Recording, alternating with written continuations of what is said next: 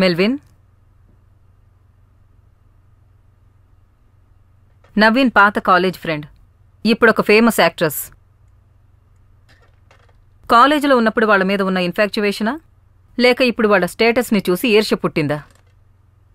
ఇందులో కారణం ఏంటి?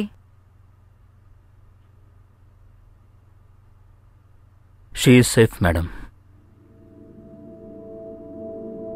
Where is she? ఉమ్మాని నేనే టార్చరు చేయలేదు సార్. ఆఫ్టర్ ఆల్ ఆవిడొక సెలబ్రిటీ.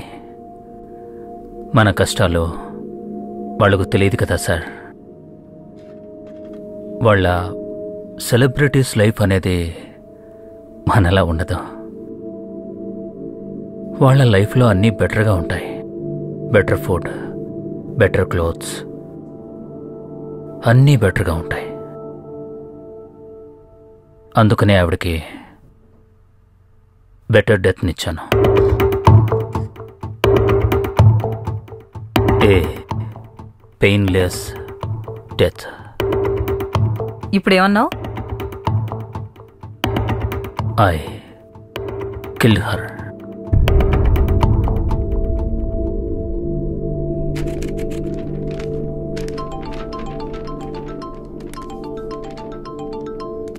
హలో, మెల్విన్, మిమ్మల్ని ఒకటి అడగాలనుకుంటున్నా.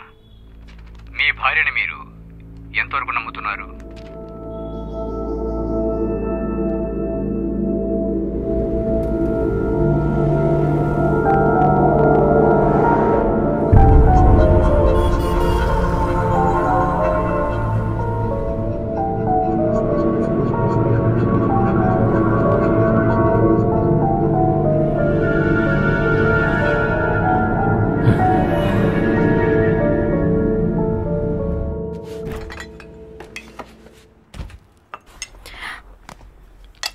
ఇదిగో.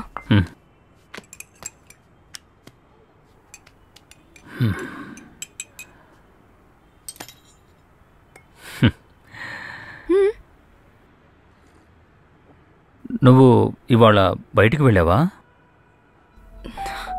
లేదు. ప్రకాష్ నిన్ను బీచ్ రోడ్లో చూశానని చెప్పాడు, అందుకే అడిగా. అదా, అది మీతో చెప్పడం మర్చిపోయాను. నేను శ్రేయాతో షాపింగ్కి వెళ్ళాను. అది అది తన ఎంగేజ్మెంట్ ఉంది నెక్స్ట్ వీక్. సర్లే, ఇదిగో ఆ చీజ్ ఇవ్వు.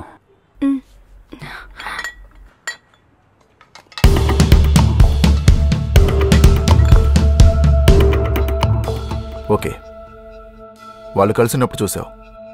So what's wrong? అన్ని రిలేషన్షిప్స్ వెనుక నిజం అనేది ఒకటి ఉంటుంది సార్. పోలీసులకు మీరిచ్చిన ఇన్ఫర్మేషన్ ప్రకారం ఆయన చెప్పిందంతా అబద్ధమని తేలింది. డెఫినెట్లీ. నేను ఒక సైకాలజిస్ట్. ఒకరి బాడీ లాంగ్వేజ్ చూడగానే ఆయన చెప్పేది నిజమా అబద్ధమా అని నాకు తెలుస్తుంది. Can you explain that? Sure. ఇప్పుడు ఒక అమ్మాయి కనుక అబద్ధం చెప్పినట్టయితే వాళ్ళు ముఖం చూడలేరు, లేకపోతే ఒక ఆబ్జెక్ట్ ని ముఖానికి అడ్డు పెట్టుకుంటారు. అంతేకాదు వాళ్ళ మాటల్లో ఏదో తత్తరపాటు కనబడుతుంది. అది అది శ్రేయది అది నేను చెప్పడం మర్చిపోయాను. అది నేను శ్రేయతో షాపింగ్కి వెళ్ళాను. తనకు ఎంగేజ్మెంట్ ఉందిగా నెక్స్ట్ వీక్.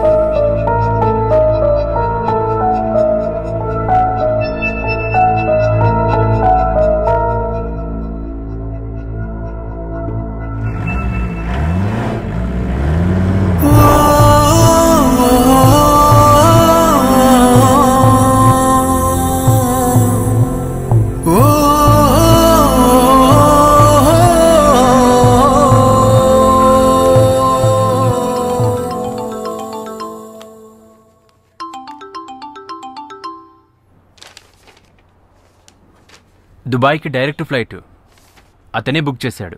సెరీన్ అతని కారులోనే కూర్చొనుంది.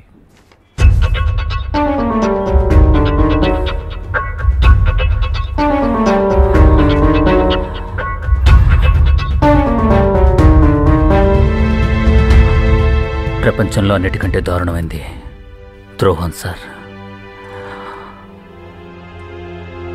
దానికి ఒకటే శిక్ష.